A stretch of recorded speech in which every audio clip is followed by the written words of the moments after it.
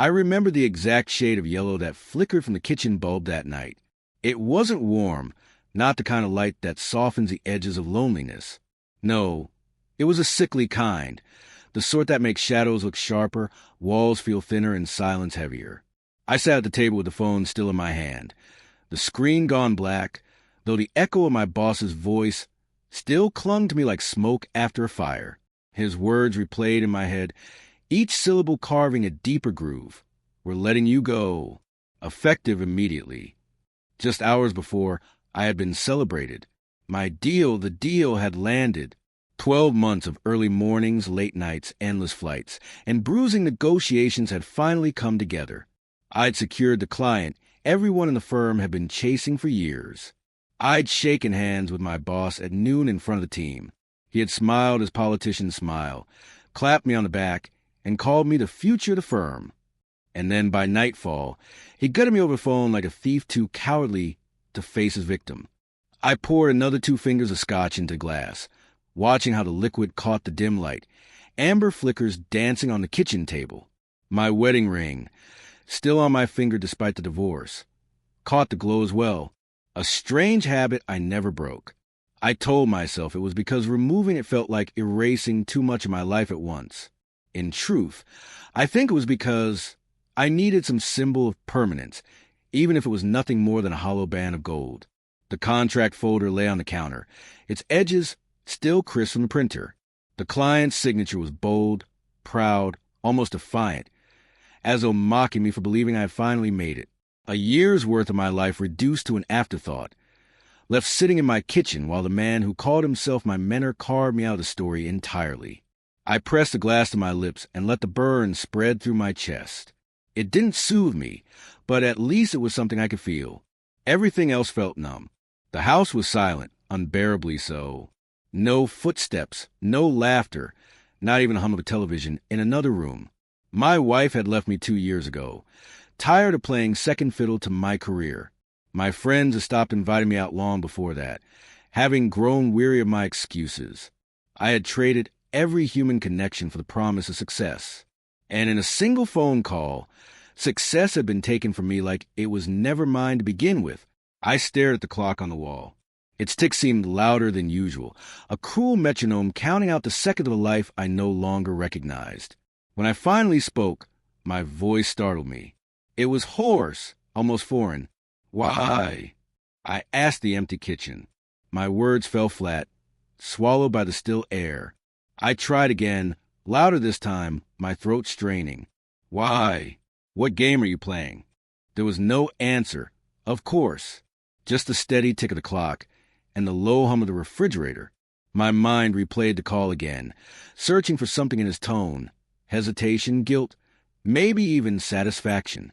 But the voice was slick, professional, wrapped in a kind of corporate vagueness that left no fingerprints. He hadn't fired me like a man. He'd fired me like a lawyer. The worst part wasn't even the betrayal.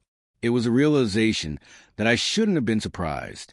I'd seen the way his eyes shifted when I presented the client's final agreement earlier that day. For a flicker of a second, there had been something in his expression. Not joy, not pride, but something else. Something closer to fear. I should have known then. Instead, I had smiled, basked in the moment, let the champagne burn my throat, and believed, foolishly, that I had finally secured my place. Now, all I had was the bitter taste of alcohol, the cold metal of a ring I no longer believed in, and the silence of a house that hadn't felt like home in years. I stood, restless, pacing across the tile floor, my bare feet slapping softly against it. Every step felt like trying to outrun a shadow. I caught my reflection in the dark kitchen window, a man in a wrinkled shirt, tie half loosened, eyes hollow. I didn't recognize him. The street outside was deserted. Street lamps cast long beams across the pavement, and a stray cat slipped quietly between 2 parked cars. I pressed my hand against the glass, feeling the coolness seep into my palm. "Why?" I whispered again, softer this time, the word barely forming before dissolving into the night. The betrayal was professional, yes, but it cut deeper than that. It was personal. This man had been more than a boss. He had been a figure I had trusted, admired, even shaped my life around. Losing my job felt like losing my identity. Losing him felt like losing the illusion that I mattered at all. I drained the glass and set it down with more force than I meant to. The ring on my finger clinked against it, the sound sharp, metallic, final.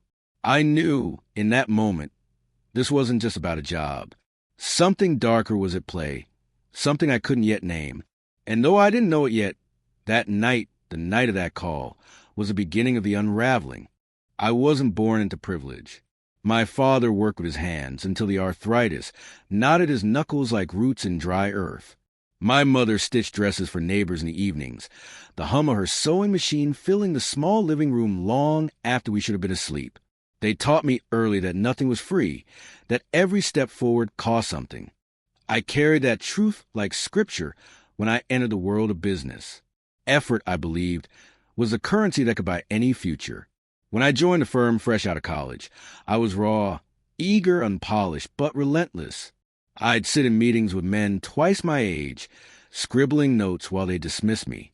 I'd stay late in the office, long after the cleaners had left, rehearsing pitches to an empty room, my tie loosened, my throat raw from speaking into silence. That's when he noticed me. My boss, though back then I thought of him as a mentor, was a man who radiated confidence. Perfectly pressed suits, a smile sharp enough to cut glass, and a voice that could bend a room to his will. When he first pulled me aside after meeting, resting a hand on my shoulder, I felt chosen. "You got something, kid," he said, his cologne, sandalwood and musk, clinging to the air between us. "Don't waste it." Those words lit a fire in me. From that moment on, I wasn't just working for myself. I was working for him. The years blurred into sacrifices. I missed my sister's wedding because I was flying to Dallas to salvage a failing account.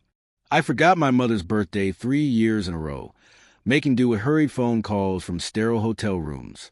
My wife, back when I still had one, grew tired of cold dinners eaten alone. "You're married to that company," she spat one night, tears glinting in her eyes like broken glass. I laughed then, not out of cruelty, but out of arrogance. "I'm doing this for us," I told her, as though ambition could be a love language. But she wasn't convinced. Months later, I came home to an empty closet, a folded note on the bed, and the hollow quiet of a house stripped of warmth. I didn't chase her.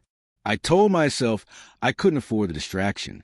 In truth, I was already too deep in the quicksand to move. There were red flags, of course. Moments I ignored, excused, even justified. Like the first time my boss presented one of my ideas as his own. We were in a boardroom thick with cigar smoke and egos. I had spent nights crafting a strategy, sketching it out on notepads stained with coffee rings.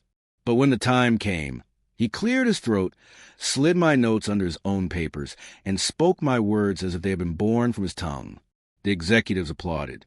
He winked at me afterward, as though I should be grateful for the chance to be invisible. "Don't worry," he whispered, slipping me a glass of whiskey in his office later that night. "Your time will come. Stick close, and I'll make sure of it." And I believed him. Other colleagues weren't so naive. I remember one late night in the office. A co-worker leaned against my desk, his tie undone, his eyes weary. "He doesn't build people," he said quietly. "He uses them. You'll see." I brushed it off, convinced the man was bitter or jealous, or both. After all, my boss had chosen me. But the truth is, I let myself be used. I built the rungs of the ladder he climbed. Every report polished at midnight. Every idea I gave away. Every deal I broke in the shadows. All of it lifted him higher, while I stayed tethered to the bottom, convincing myself the climb was just around the corner. There was one night I'll never forget. I had just landed a mid-sized client after months of chasing leads. It wasn't monumental, but it was solid, something I could finally call my own. I came home to my quiet apartment, loosened my tie, and poured a scotch to celebrate. The ring on my finger caught the light as I raised a glass, a hollow toast to a victory no one else would see. The next morning, in the conference room, my boss told the team he had closed the deal. My name wasn't mentioned. My contribution erased. I swallowed my pride, tightened my tie, and clapped along with the others. That's what loyalty looked like to me back then. Silent applause for another man's performance.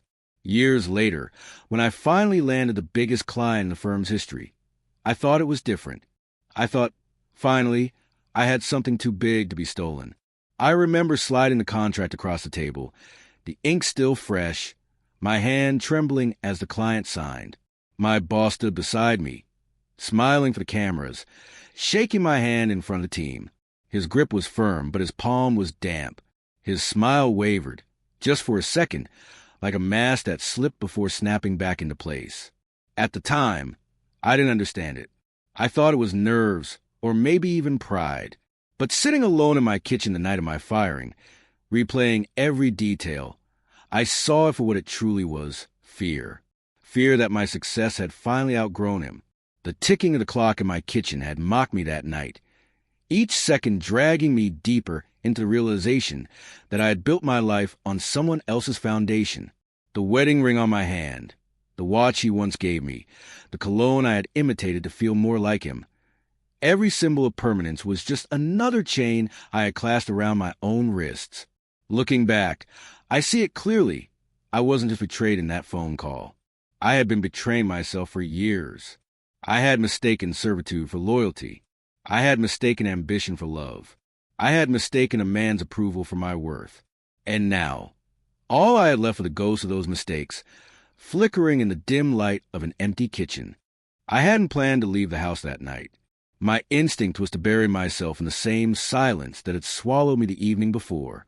But something in me, the need for answers, or maybe just a need to feel less alone in my collapse, dragged me out into the city. The bar was dim, tucked into a corner street I rarely visited. It smelled of old wood and stale beer, the kind of place where broken men came not to be seen, but to dissolve.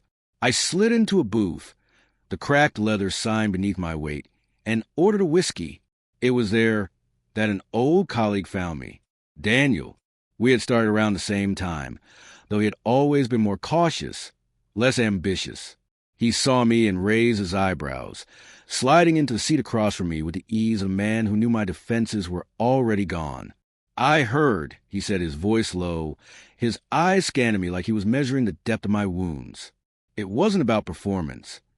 I stared into my glass, the amber liquid trembling slightly with the unsteady grip of my hand. "Then what was it?"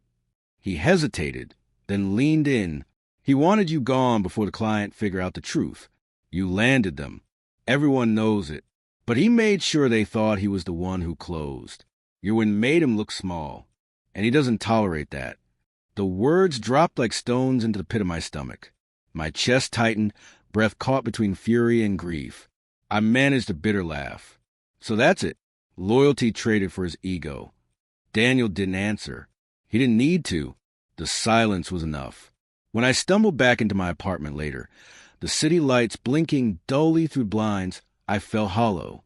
I poured another drink, but it didn't burn the same way anymore. The whiskey tasted like water, empty of even its one meager comfort. My eyes fell on the framed certificates hanging on the wall. The plaques, the polished award engraved with my name. Each one had once meant validation, proof that I was building something. Now they look like lies etched in brass. I ripped one down. The frame cracked against the floor, glass splintering across the tiles. My reflection in the shards looked jagged, distorted, like the man I had become. One by one, I pulled them down. Each crash echoed through the apartment until the walls felt bare, stripped of the illusion I had spent years feeding. On the shelf sat a watch. Sleek, expensive, a gift from him. I remember the day he gave it to me, sliding across his polished desk with that same smile that always carried a shadow of something hidden. "You've earned this," he'd said. But I hadn't earned it. I had bought it.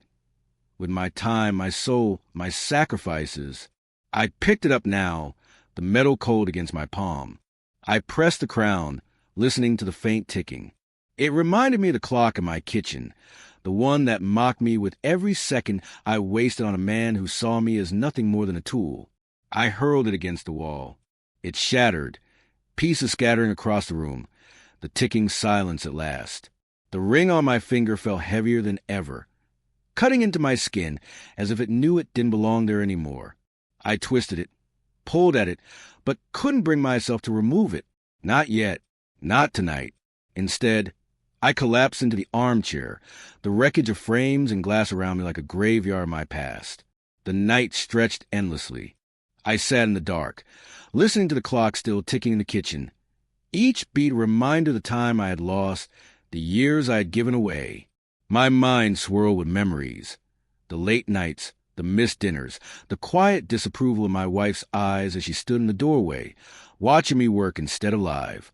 And then, unbidden, my father's voice came back to me, a memory from years ago, long before the firm, long before ambition became my god.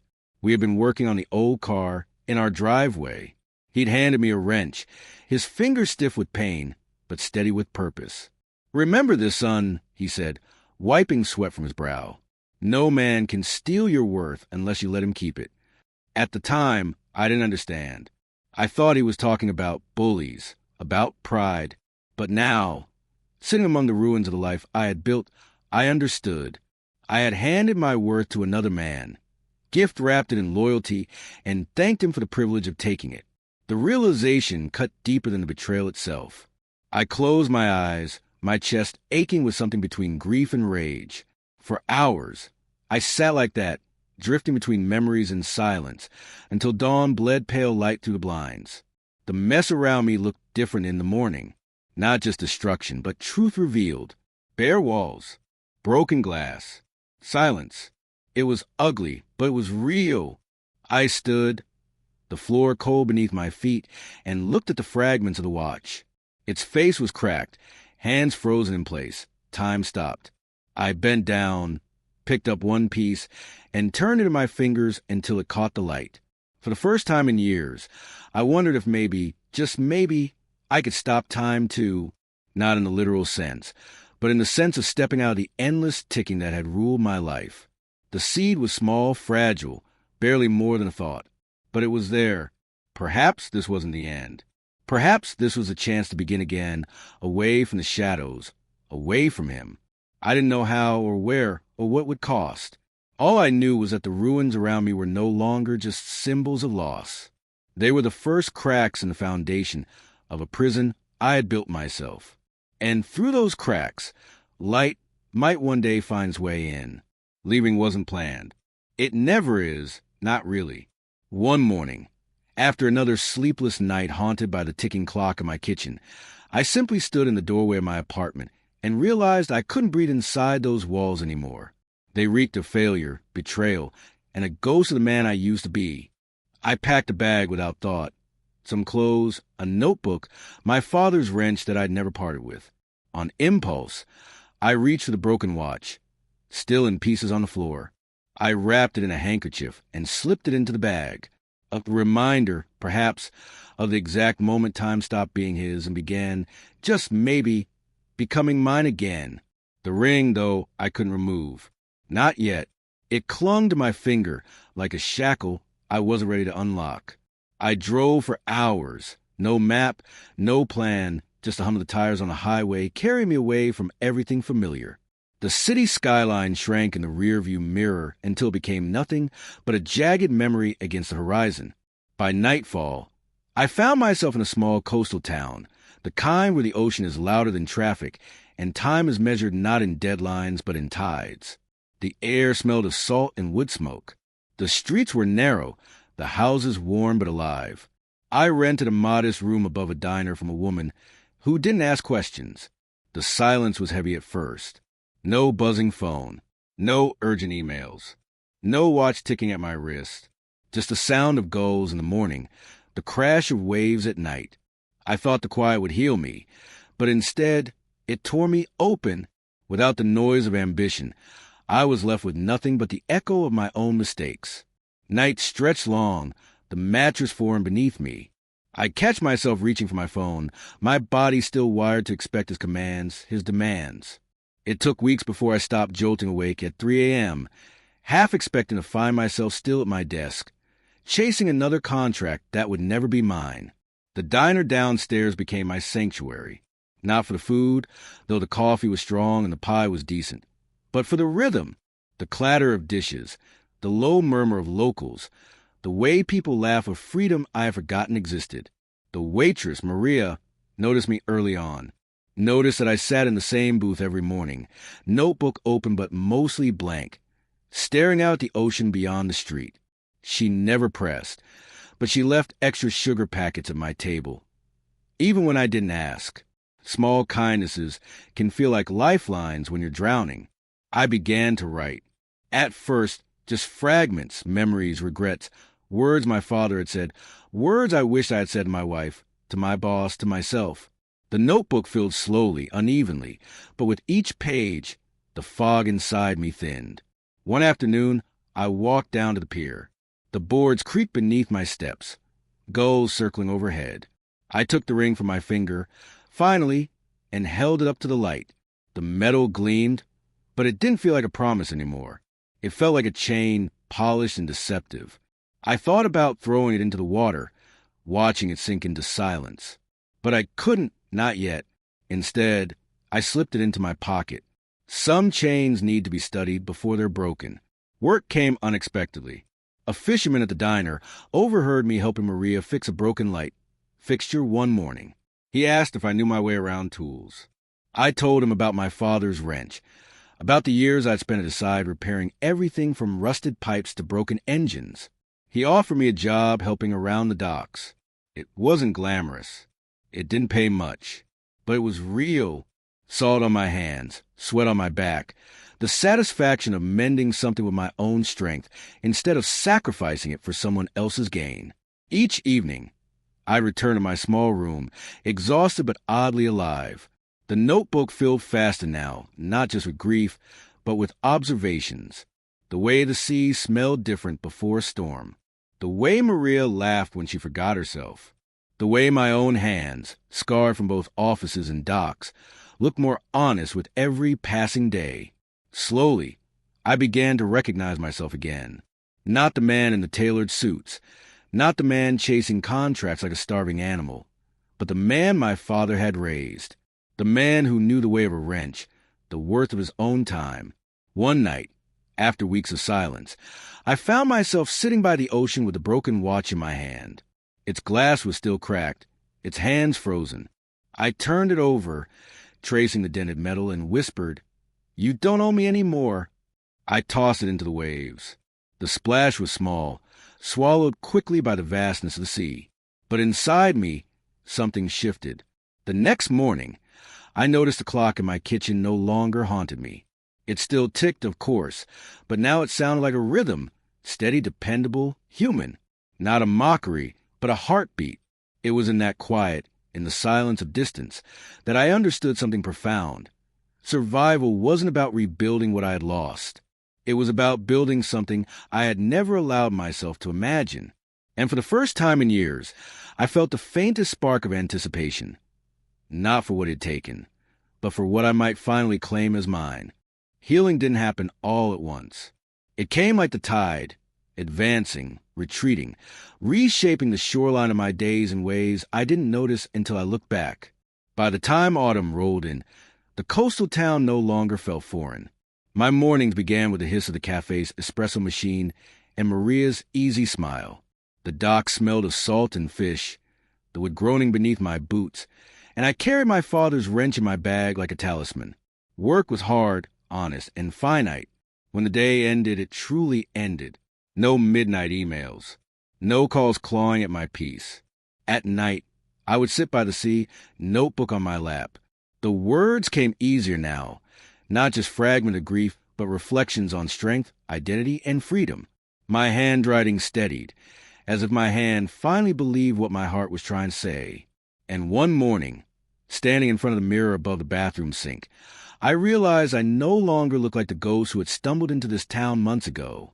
My eyes were clear, my shoulders square. The suit and tie man was gone, but in his place was someone sharper, steadier. Someone who could stand without leaning on another man's ladder. For the first time, I whispered into the mirror, "I'm mine." That same week, the shift began. It was Maria who nudged me back toward the world I'd left behind. She had been struggling to keep the diner afloat. Rising costs, dwindling customers, competition from chain restaurants creeping in from the highway. One evening, after closing, she sighed and admitted she wasn't sure how long she could hold on. Something stirred in me then, something I thought had died with the firing. Strategy. Solutions. I asked her to show me her books. She laughed, skeptical, but fetched a shoebox filled with receipts, invoices, and scribbled notes. For hours, I spread the papers across the counter, studying patterns, spotting leaks. It was second nature, my old instincts waking up. By midnight, I had a plan. Renegotiated supplier contracts, targeted advertising, a new loyalty system for locals. She tried it. Within weeks, the diner's numbers improved. Customers lingered longer and new faces appeared. Maria called me a miracle. I told her no. I was just finally putting my knowledge to use for the right people. Word spread. A bookstore owner asked for help next, then a small inn. One by one, the town's businesses found me, not as an employee, not as a pawn, but as a consultant. Each success rekindled something in me, not the frantic hunger for validation, but a steady confidence. My notebook filled now with ideas, charts, and strategies. For the first time, my skills belonged to me, not to a man who would twist them for his own gain. And then, the past knocked on my door. It was late afternoon when I found the email waiting in my inbox, sent to the account I rarely checked anymore. The subject line froze me in place. We'd like to reconnect. The sender? The client. The client. The very one whose deal had been the crown jewel of my career. The deal that had cost me everything. My hands trembled as I opened it. They wrote that they had grown increasingly disillusioned with the firm. Promises had been made and broken. Deadlines missed. Their trust, once strong, was eroding. And in their words, a line that pierced me. We remember you. You were the one who understood us. You were the one who delivered. I read it 3 times, the weight of those sentences pressing against my chest. They remembered. After all the lies my boss had spun, after all the smoke and mirrors, they remembered me. That night, I walked the shoreline with the ring in my pocket. The waves foamed at my feet, the horizon burning with sunset. I thought of my boss's smug smile, of the watch I had hurled into this very ocean, of the years I had given him freely. And then I thought of my father's voice. No man can steal your worth unless you let him keep it. I realized then I had stopped letting him keep it. The client wanted to meet. I agreed, not out of vengeance, but because something inside me knew the balance was shifting. In preparation, I combed through my old notebooks, my saved emails, the digital archives I carried with me out of habit. Piece by piece, I unearthed proof, records of my communications with the client, drafts, proposals with my handwriting, timelines that bore my fingerprints, evidence that the deal was mine. It was strangely satisfying, not bitter, to see the truth laid bare. Each document felt like a shard of glass I had once cut myself on, now reassembled into a mirror. And in that mirror, I saw the man I had become, not broken, not discarded, but whole. To mark the moment, I bought a new watch. Not expensive, not ostentatious. Just a simple, sturdy piece of metal and leather that ticked steadily against my wrist. This time, the watch was mine. My choice. My time. When I fastened it, I caught my reflection in the shop's glass. The man looking back at me was not the same one who had been fired, nor the one who had fled here broken. He was someone who had walked through ruin, through silence, through distance, and come out carrying his own name again. I left the store with the watch ticking faithfully and the ring still in my pocket, heavy but no longer suffocating. The next step was clear: return. Not to beg, not to reclaim, but to confront. To let him see that the man he tried to bury had not only survived, but had grown beyond his reach. The silence of distance had given me survival. Now, the man in the mirror demanded justice, and I was ready. The city skyline looked different after months away. Taller somehow, shinier, as if it had grown bolder in my absence. But beneath the glass and steel it was still the same. Hungry, restless, full of men who thought themselves untouchable. I parked a block away from the firm's building, the glass tower where I had given the best years of my life. For a moment, I just sat there, hands on the steering wheel, listening to the tick of my new watch. It was steady, grounding. Unlike the gift my boss had once shackled me with, this one belonged to me. It marked my time, not as in my pocket. The wedding ring rested against my palm. Heavy, cold, unnecessary. I carried it all this time, unsure why. Maybe because it reminded me of permanence, of loyalty, even misplaced. But today, it felt like a stone I was ready to drop into the sea for good.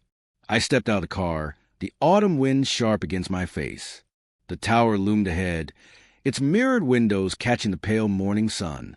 For years, I had walked through its revolving doors like a soldier reporting for duty, head down, tie straight.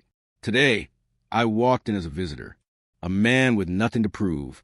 The receptionist looked up, startled, but I gave her a name she couldn't ignore. The clients. They were expecting me.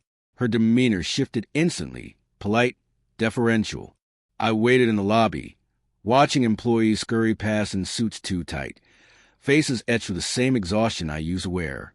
I almost pitied them. Almost. When the elevator chimed open, the client's representative stepped out, shook my hand firmly, and smiled with recognition. Glad you came. Their presence was my shield, my proof. Together, we rode up in silence, the numbers climbing until the doors opened onto the executive floor. The office hadn't changed. Same glass walls, same sterile furniture, same faint scent of expensive cologne my boss used to bathe in. The hallway felt like a gallery of ghosts, lined with framed photos of victories I had helped build but never received credit for. And then, there he was, behind the wide mahogany desk, sat the man who had once been my mentor, my rival, my captor, my boss. His hair was a little grayer, his suit just as crisp, his smirk as polished as ever. When he saw me, it faltered, but only for a second. He leaned back, feigning calm. Well, well, he said smoothly. Look who decided to crawl back. I didn't answer. I didn't need to. The client rep stepped forward, placing a folder on his desk. We're here to talk about the contract. And about him. The room shifted then. For the first time, he wasn't in control. His eyes darted to me, then to the documents, then back again.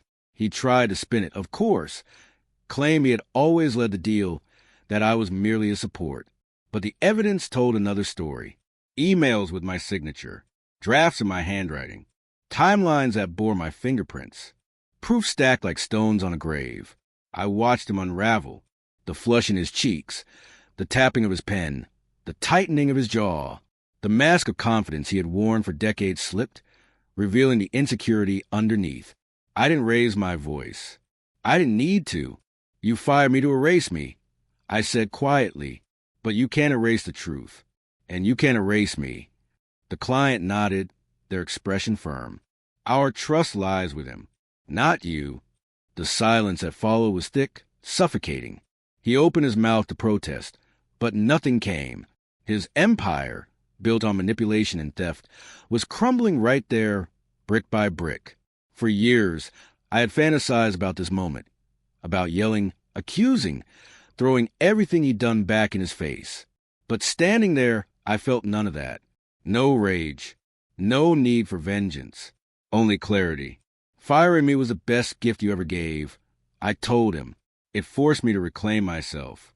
And now I don't need this place. I never did. His eyes flickered, fear, regret, maybe even envy, but I didn't wait for him to speak. I turned and walked out, the client at my side, leaving him alone with the ruins of his lies. As the elevator descended, I felt lighter. The weight I had carried for so long, anger, humiliation, betrayal, was gone, not because I destroyed him, but because I no longer needed his validation to exist. That evening, I drove back to Coast. The sky bled orange and pink as the sun sank into the horizon. I walked barefoot along the shore, the cold waves curling around my ankles. I pulled the wedding ring from my pocket, held it up one last time. It gleamed in the fading light, a circle meant to symbolize eternity, but in truth had bound me to illusions. Without hesitation, I let it fall. The wave swallowed it, erasing it as if it had never been. The ocean roared, endless and free. I stood there listening, the watch ticking steady on my wrist, my notebook tucked under my arm. I thought I had lost everything: my job, my marriage, my sense of self. But as I gazed out the horizon, I realized what I had really lost was the illusion that I needed someone else to define me. And in that loss, I had found freedom.